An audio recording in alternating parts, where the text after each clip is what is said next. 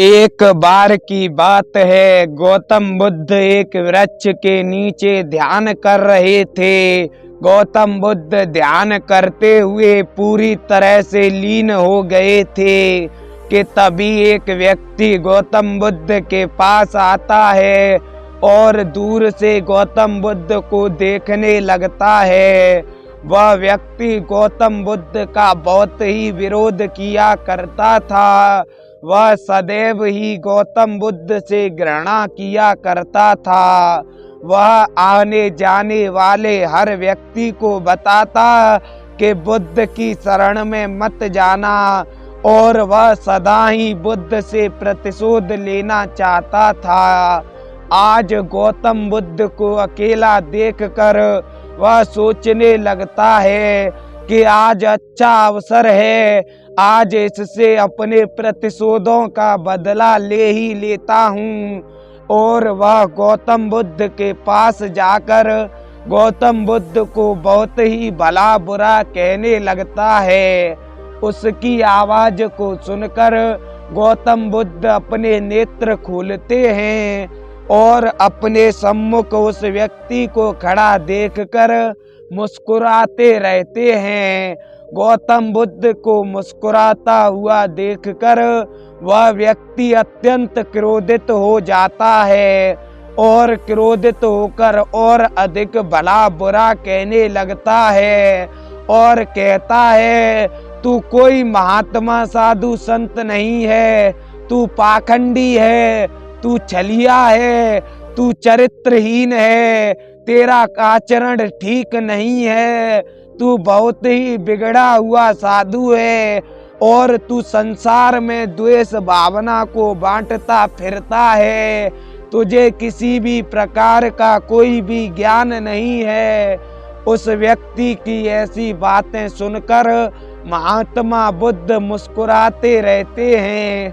महात्मा बुद्ध के मुस्कुराते हुए देखकर वह व्यक्ति और अधिक क्रोध के मारे आग बबूला होने लगता है, परंतु वह कुछ और कहता उससे पहले उसकी नजर गौतम बुद्ध के तेजवान चेहरे पर पड़ जाती है।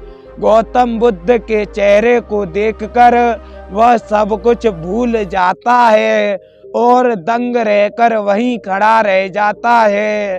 थोड़ी देर बाद जब उसे याद आता है तो वह फिर से गौतम बुद्ध को बुरा भला कहकर वहां से चला जाता है और अपने घर पहुंचकर अपने घर लेट जाता है और लेटते हुए सोचने लगता है कि आखिर वह कैसा महात्मा है। मैं उसे कितना भला बुरा कह रहा था, वह फिर भी मुस्कुराए जा रहा था।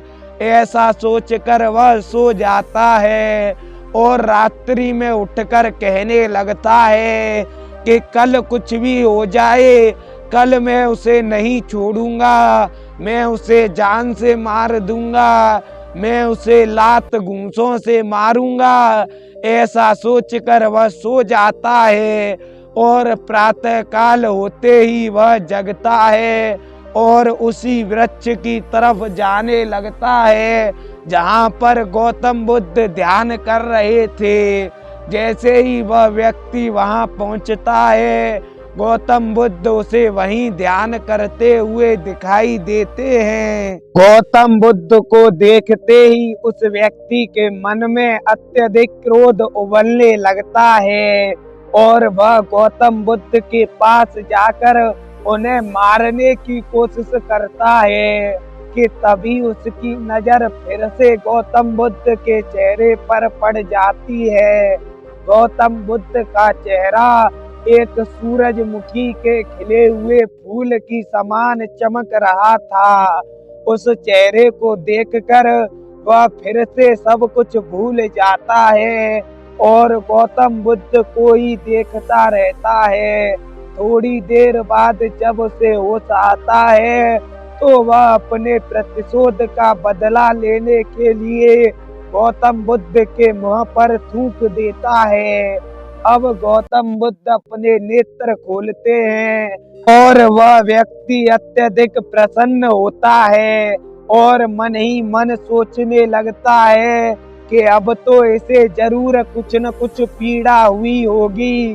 तब गौतम बुद्ध अपने हाथ से उसके थूक को साफ करते हैं और उस व्यक्ति को देखते हुए मुस्कुरा देते हैं।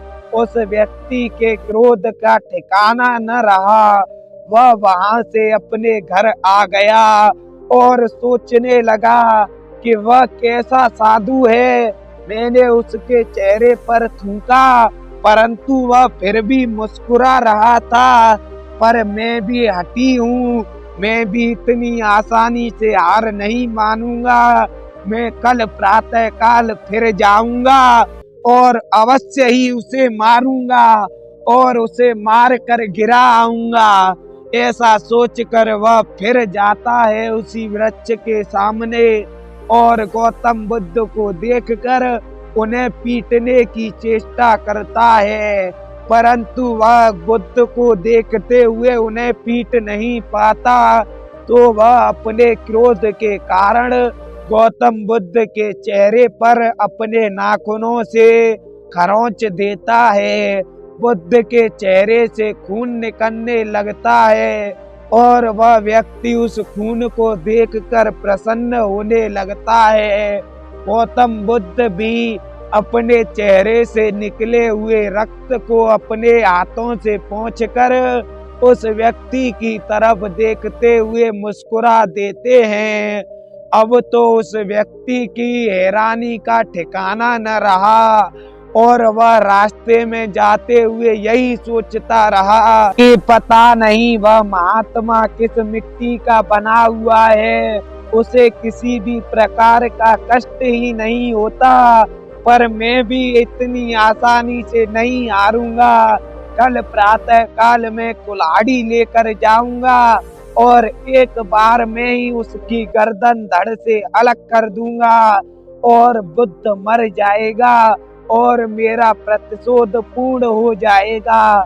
ऐसा सोचकर वह रात भर अपनी कुल्हाड़ी पर धार धरता रहता है और प्रातः काल होते ही अपनी कुल्हाड़ी को लेकर बुद्ध के पास जाता है। जैसे ही वह बुद्ध को कुल्हाड़ी मारने वाला होता है, तभी उसकी नजर बुद्ध को दिए हुए घावों पर चली जाती है।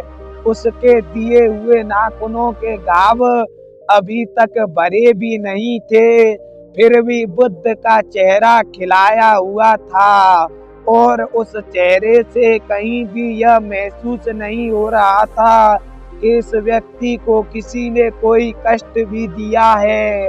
महात्मा बुद्ध के चेहरे को ध्यान से देखने पर उसके पूरे शरीर में एक बिजली सी दौड़ने लगती है और वह उत्तेजित हो जाता है। उत्तेजित होकर उसके हाथ से उसकी कुल्हाड़ी छूट जाती है और वह गौतम बुद्ध के सामने क्षमा मांगने लगता है। तब गौतम बुद्ध कहते हैं कि आखिर तुम मुझे मारना क्यों चाहते थे? तब वह व्यक्ति कहता है, पता नहीं मैं तुमसे किस बात की घृणा करता था, परंतु मैं जब भी तुम्हें देखता मेरे मन में तुम्हें मारने का ख्याल आ जाता और मैं सोचने लगता कि तुम्हें मृत्यु के घाट उतार दूं, परंतु पता नहीं क्यों मैं तुम्हें कभी मार ही नहीं पाता। आज भी मैं कुल्हाड़ी लेकर तुम्हें मारने के लिए आया था, परंतु पता नहीं क्या हुआ, मेरे शरीर में बिजली सी दौड़ी और मैं यहीं भूमि पर गिर गया। तब गौतम बुद्ध कहते हैं कि तुमसे मुझे किसी भी बात की कोई भी घृणा नहीं है, तो फिर तुम मुझसे क्यों घृणा करते हो? ऐसी बातें सुनकर उस व्यक्ति का हृदय परिवर्तित हो जाता है और गौतम बुद्ध का परम शिष्य बनने की गुजारिश करता है। तो गौतम बुद्ध उसे अपना शिष्य बना लेते हैं आगे चलकर यही व्यक्ति बहुत बड़ा साधु बनता है और बौद्ध धर्म का खूब जोर शोर से प्रचार करता है। तो अगर आपको हमारी कहानी से कोई शिक्षा मिली हो तो कमेंट करके जरूर बताएं। वीडियो को लाइक करें, चैनल को सब्सक्राइब करें। मिलते हैं जल्द ही एक और नई कहानी के साथ।